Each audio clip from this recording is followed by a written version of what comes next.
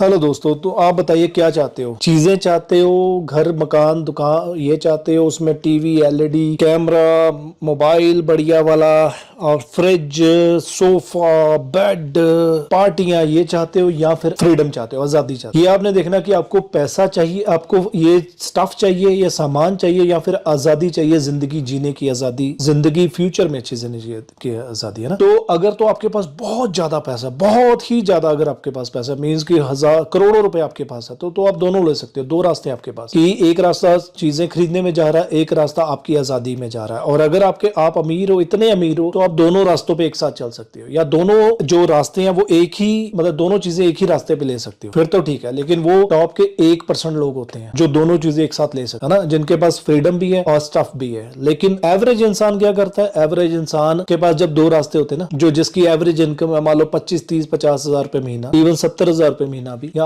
80 हजार रुपए महीना भी, आजकल लाख रुपया महीने तक वाले लोग भी, वो एवरेज इंसान ही है अभी आज के टाइम में। तो वो जो रास्ता चूज करते हैं, वो चूज करते हैं स्टफ का, चीजें खरीदने का रास्ता। उनको ये लगता है यार यही रास्ता है जो मेरे को खुशी देगा, फ्रीडम देगा। लेकिन ऐसा नहीं है दोस्तों, ये रास्ता आपको जिम्मेवारियां में लेके जाता है, और एंड में अगर आप कहीं पे भी फंस गए, आपका डिसीजन कहीं पे भी गलत हो गया, तो आप ब्रोक हो जाओगे, तो फंस जाओगे, उस डेब्ट ट्रैप में फंस जाओगे। क्योंकि होता क्या है कि जब आपके पास इनकम आती है 70 हजार 50 हजार, तो पहले ही आपने उसी हिसाब से खर्चे लगा लिए होते हैं। यार 50 हजार रुपये आ रहा है तो घर भी ले लो, कार भी ले लो ईएमआई पे, बाइक भी ले लो ईएमआई पे, उसके बाद टीवी भी ले लो, फ्रिज भी ले लो, मोबाइल भी ले लो, सोफा भी ले लो, बेड भी ले लो, कलर भी करा लो, अच्छा पेंट भी करा लो घर को, है ना? हर चीज ईएमआई पे ले लो। अभी इनकम तो 50 हजार रुपए, ईएमआई कितने बना के बैठे हो? 50-60 हजार रुपए ईएमआई कर ली। किसी समहाउ खुदा ना खास्ता अगर ऐसा टाइम आ गया कि बॉडी ने काम नहीं किया, कोरोना जैसा टाइम आ गया, या फिर जॉब से निकाल दिए गए, या फिर बिजनेस ठप हो गया, अगर बिजनेस से शॉप ठप होगी, शॉप का इनकम आ रहा है, कहीं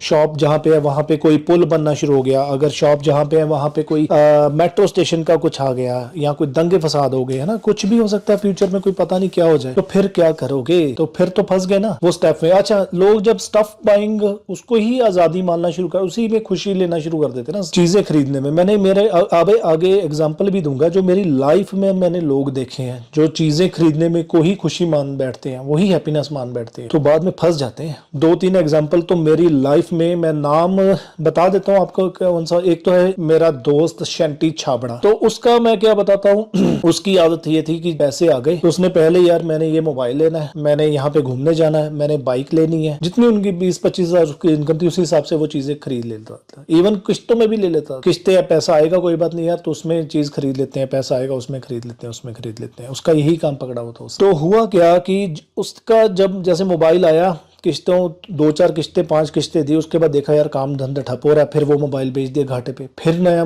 चलो उसका किस्त चुका दी, फिर थोड़े बाद टाइम बाद कुछ पैसे कहीं से आ गए, फिर कुछ और मोबाइल ले लिया, फिर टीवी ले लिया, एलसीडी ले लिया किस्तों पे, है ना? तो फिर वो मतलब कि वो उसको लगता है कि एलसीडी लेके खुशी होगी, ये खुशी थोड़ी, ये तो लायबिलिटी है। आप एक कर्ज के जाल में फंस रहे हो, आपको पता है यार हर महीने किस्त देनी है, काम करना पड़ेगा, बारिश आए, कोरोना आए, धूप आए, छाँव आए, कुछ भी हो, काम तो करना ही पड़ना। नहीं तो अगर काम नहीं करेंगे तो क्रेडिट स्कोर बैड होगा, है ना? तो सिबिल स्कोर में प्रॉब्लम आएगी, और कंपनी वाले घर पे चक्कर काटेंगे, वो कहेंगे यार पैसा दो हमारा वापस, नहीं तो टीवी वापस कर दो, और जो आपका फाइनेंशियल आपके ऊपर जो बर्डन पड़ेगा वो अलग से। तो ये परमानेंट फ्रीडम, परमानेंट खुशी नहीं है, ये टेम्परेरी खुशी है। जब तक काम चल रहा है तब तक किस्तें दे रहे हो, जब काम नहीं चलेगा फिर वही जो सामान आया था किस्तों पे वही धीरे धीरे बिक रहा है किस्तें वापस करने के लिए। बच्चों की फीस होगी वो भी देनी है, हेल्थ प्रॉब्लम होगी उसका मेडिकल एक्सपेंस भी देना है, कुछ भी प्रॉब्लम होगी सभी चीजों का मेडिकल चीजें खर्चा देना पड़ना है ना। फायदा क्या? तो फ्रीडम जो खरीदते हैं, जो अपनी फ्रीडम को पहले एंजॉय करना चाहते हैं उसके बाद चीजें लेते हैं, वो हमेशा कामयाब रहते हैं। फ्रीडम कैसे लोगे? मान लो एक तरफ, अभी एक और बंदा बताता हूँ, उसका नाम है पम्मी, बोलता हूँ मैं उसको पम्मी, परमजीत बोलता हूँ वैसे उसका नाम परमजीत है, मेरा दोस्त है। पहली बात तो उसने जिंदगी में कभी काम नहीं किया, ठीक है? उसके पेरेंट्स जो थे वो गवर्नमेंट एम्प्लॉय थे,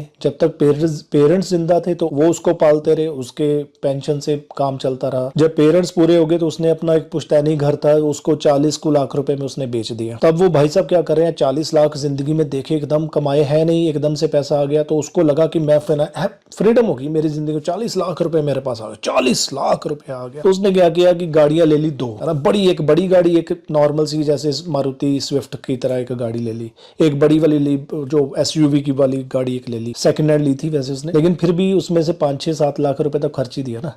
उसके बाद उसने क्या किया, एक फ्लैट ले लिया किराए पे, और उसको वो बता रहा कि मेरा अपना, उसका कितना रेंट है महीने का, 20,000 रुपए उसका रेंट जा रहा है। फिर वो भाई साहब रोज 2 गाड़ियां खड़ी हैं, एक बाइक खड़ा है, रोज उसमें पेट्रोल डलवा रहे 1,000 रुपए का बाइक में, गाड़ियों में, और लोगों को नेबर को घुमा रहे हैं कि आज उधर चल रहे हैं, आज उधर चलते हैं। तो करते करते क्या हुआ, जो 40 लाख में पहले गाड़ियां ले ली, फिर सामान ले लिया, सोफा बेड करके 10 लाख रुपए खर्च, 10-12 लाख रुपए या 15 लाख रुपए अंदाजे से खर्च कर दिए। 25 लाख मैंने उसको बोला, जब वो मैंने कहा भाई साहब अभी 25 लाख पड़े हैं, इसको कहीं इन्वेस्ट कर दो, इसको कहीं कोई इंटरेस्ट आएगा। 25 लाख का तब इंटरेस्ट ज्यादा था, तो तकरीबन आपको ज्यादा नहीं तो 17-18 हजार रुपए महीना इंटरेस्ट आ जाएगा। उस इंटरेस्ट से अपने खर्चे चलाओ, उसमें से 2-4 हजार रुपए सिप में लगा दो। लेकिन नहीं भाई साहब, वो तो माने नहीं जी, मेरे को तो चीजें लेनी, मेरे को तो मोबाइल लेना है, मेरे को तो घूमने जाना है, मेरे को तो ये गाड़ी लेनी, मेरे को ये सोफा अच्छा लगा, मेरे को ये कर्टन अच्छे लगे, मेरे को ये एलईडी अच्छा लगा, मेरे को ये एसी अच्छा लगा, मेरे को ये क्या था, एक मैं भी साथ में गया था, वो मेरे को क्या था, उसको क्या बोलते हैं, एयर फ्राई, जो फ्राई करने में, मेरे को तो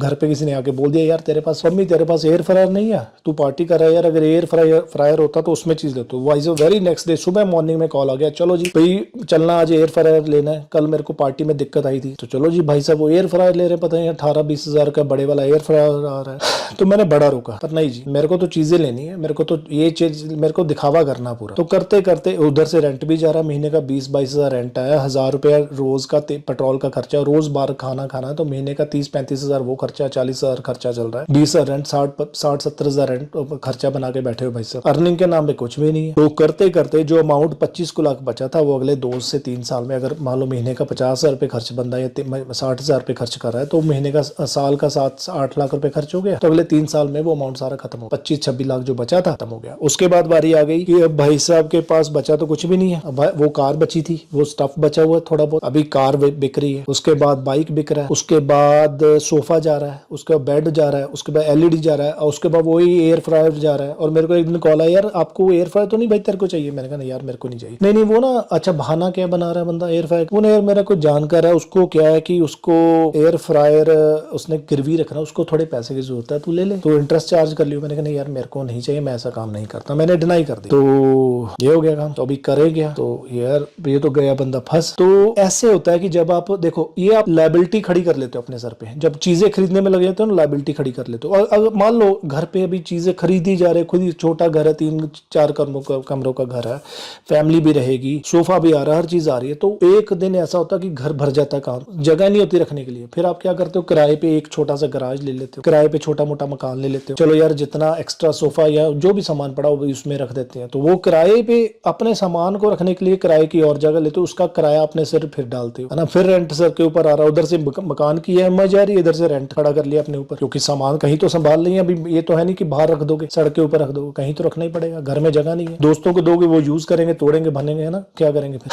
तो ऐसे लायबिलिटियां खड़ी कर लेते हो। ये स्टफ वाला रास्ता है जो आप ले लेते हो। 50 हजार रुपए इनकम है, ईएमआई जा रही है, बच्चों की फीस जा रही है, पेट्रोल जा रहा है, घर का जो भी है, बिजली का खर्चा जा रहा है, जो सामान खरीदा है, एलईडी खरीदी, कुछ खरीदा है, अगर साल की वारंटी है तो ठीक है, अगर वारंटी नहीं है तो उसके आउट ऑफ वारंटी चीजें लोगे तो खराब भी होंगी, इलेक्ट्रॉनिक है, कभी भी खराब हो सकता है। मोबाइल है, नीचे हाथ से गिर गया, वो स्क्रीन टूट गई, बड़े वाला मोबाइल ले लिया, मान लो 1.5 लाख रुपए वाला मोबाइल है, अगर मान लो चलते चलते कहीं गिर गया, उसकी स्क्रीन टूट गई, 20-25 हजार रुपए की स्क्रीन आएगी एप्पल वाले मोबाइल की, शायद ज्यादा ही आई, तो फंस जाते हो, उस डेब्ट ट्रैप में फंस जाते हो, लायबिलिटी खड़ी कर लेते। टेम्परेरी लाइफ होती है ये 4-5 साल 6 साल की, जब देखते हो पूरी तरह तब एक दिन है, क्योंकि साइकिल होता है, मनी मेकिंग का साइकिल है, और इस साइकिल में कुछ रुकता तो है ही, हर एक गाड़ी रुकती है, हर एक चीज रुकती है, कुछ न कुछ एक टाइम आता है, कुछ ना कुछ टाइम के लिए स्लो डाउन भी आता है, तो तब फंसते हो। फिर वही चीजें जो खरीदी थी वही चीजें अभी देना, वापस देना शुरू करते हो, बेचना घाटे पे देना शुरू कर देते हो। और दूसरी तरफ फ्रीडम वाले बंदे क्या करते हैं, फ्रीडम वाले सबसे पहले मान लो अगर 50,000-60 हजार रुपए इनकम है ना, तो वो किराए के घर पे रहेंगे। ईएमआई वाले देखो, ईएमआई वो भी तो एक तरह का किराया ही है, हर महीने किस्तें दे रहे हो, वो भी तो किराया। आपका घर तो अगले 25-30 साल बाद होगा, तो यार फिर पहले अपने इन्वेस्टमेंट कर लो, अपने लिए पैसा कमा लो, जोड़ लो, मनी मेकिंग कर लो, तो फिर एकदम से मकान ले लेना। 25 साल बाद अगर जो चीज आप बैंक से किराए पे किस्तों पे ले रहे हो, वो आपकी तो है नहीं। 25-30 साल बाद किस्तें पूरी होंगी तब आपके नाम पे वो मकान होगा। तो बेटर नहीं है कि आप किराए पे ही मकान ले लो। उसमें कितना बेनिफिट है देखो, जहां मर्जी जब मर्जी 2 साल बाद मकान चेंज कर लो, नया मकान किसी ने बनाया उसके पास चले जाओ, नया फ्रेश मकान आएगा, फ्रेश पेंट मिलेगा। यहाँ पे खुद का घर लोगे, उसको हर 3-4 साल बाद खुद पेंट करवाना पड़ेगा, मेंटेनेंस होगी, हर साल टैक्स,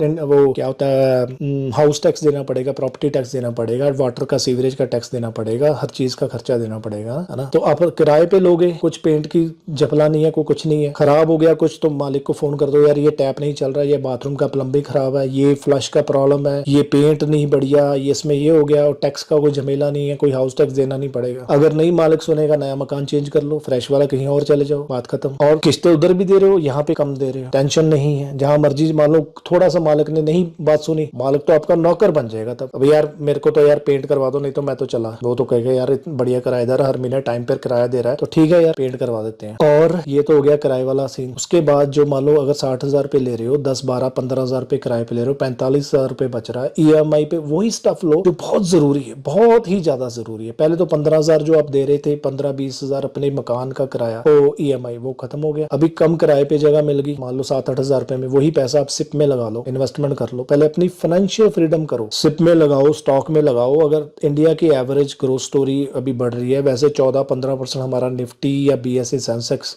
हर साल रिटर्न दे रहा है, तो FD क्या रिटर्न दे रही, कुछ भी नहीं है ना। स्टफ लेने की जरूरत नहीं है। मान लो एक मकान जो आज आप ले रहे हो, 50,000 रुपए 60,000 रुपए आपकी इनकम है, किस्तों पे मकान ले रहे हो, उसमें किस्तों में सामान भर रहे हो, तो अब मान लो सारा किस्तों वाला मकान और किस्तों वाला सामान आपने भर लिया, उसकी वैल्यू क्या आज की डेट में, मान लो वैल्यू उसकी 3 करोड़ रुपए है, मकान और सब कुछ, और इनकम आपकी 50-60 हजार रुपए है। तो स्टफ चीजें खरीद रहे हो, और अगर ज्यादा सामान आ गया फिर अलग से कहीं किराए पे ले रहे हो, और किराया भी दे रहे हो और बैंक का किराया भी दे रहे हो, तो बेटर है। तो वही अगर आप 60,000 रुपए में से मान लो अपने 30,000 रुपए जिसमें किराया भी है और बाकी कम से कम स्टफ भी लेते हो, चीजें खरीदना कम कर देते हो, यार लिमिटेड लाइफ जीनी है, तो वो 30,000 रुपए या मैक्सिमम सेविंग जितनी आप कर पाओ वो आप सेव करते हो। वो वाला पैसा सिप में करते हो, सिस्टमेटिक इन्वेस्टमेंट प्लान में करते हो, स्टॉक्स में करते हो, सुकन्या समृद्धि योजना में करते हो, SBI मैग्नम चिल्ड्रन फंड में करते हो। अगर आपके बच्चे, तो बच्चों के भविष्य के लिए, तो यार अगले जहां पे 30 साल के लिए अपने मकान का EMI देना, वही 30 साल के लिए अपना EMI समझ के दे दो कि मैंने सिप को EMI देना। यार 30 साल तो 30,000 रुपया भी ना देना ही है, वो पता कितना पैसा बनेगा 30 साल 30,000 30 साल के लिए आप अगर EMI भरते हो। मैं अभी आपको बता देता हूँ, देखिए स्क्रीन पे मैं अभी आपको शो कर रहा हूँ, एक मिनट मेरे को ना, अभी ये देखिए सिप कैलकुलेटर अभी आपको बताता हूँ। सिप 30 साल के लिए 30,000 रुपए महीना लगाओगे तो कितना पैसा आपका बने, और तब ले लेना यार मकान। मान लो आज जो सामान की इलेक्ट्रॉनिक तो डे बाय डे सस्ता ही हो रहा है, महंगा तो हो नहीं रहा। जो LED 1 लाख रुपए की आती थी, उस साइज की LED, उसी क्वालिटी की LED आज तकरीबन वही 15, 16, 20, 22,000 में आ जाता है ना। जो कंप्यूटर, जब Pentium 3 कंप्यूटर आज से 20 साल पहले 1 लाख रुपए का आता था, उस आज इंटेल का जो भी i7 वो 40-50,000 रुपए कंप्यूटर, और उससे 10 गुना 15 गुना 20 गुना ज्यादा स्पीड वाला आ रहा है। तो इलेक्ट्रॉनिक तो सस्ता हो रहा है, सिर्फ रहेगी प्रॉपर्टी की बात। तो ये देखिए ये, और 30 साल, और अगर हम लेके चले 16% ही लेते, ज्यादा नहीं यार लेना, 16% 30 साल के लिए अगर आप बनाते मतलब इन्वेस्ट करते हो, और आपका पैसा पता कितना बनता है, एक मिनट, आपका पैसा बनता है 19 करोड़ 60 लाख रुपए total expected amount, sorry 20 crore 70 lakh रुपए आपका बनता है। अगर 30,000 रुपए महीना अगले 30 साल के लिए लगा दोगे, 60,000 इनकम है, 12-15,000 रुपए रेंट दे दिया, 18,000 में अपने खर्चे मैनेज कर लिए, है ना, कम से कम, और 20 करोड़ रुपए 20 करोड़ 70 लाख आपके पास आ गया। और ये ले लो कि वही मकान जो आपके आज वैल्यू आपने ली, मान लो 1-1.5 करोड़ रुपए की, अगले 30 साल उसकी किस्तें भर रहे हो, किस्तें भरने के बाद उसकी वैल्यू होगी मान लो 4 करोड़ रुपए, 30 साल बाद 5 करोड़ होगी। इलेक्ट्रॉनिक सस्ता हो रहा है, जो सामान आपने आज 50 लाख का बीच में भरा